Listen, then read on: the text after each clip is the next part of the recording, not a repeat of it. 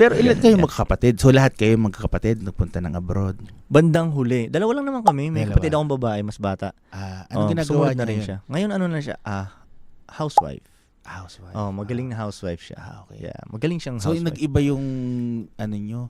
Kumbaga, syempre ikaw more of sa social media, sa business. Siya ano naging ano niya, path niya? Yung kapatid ko? Kapatid mo. Well, nabuntis siya di naging housewife siya. Okay. Ganun siya. Full-time na housewife siya. At magaling siya sa ginagawa niyang yun.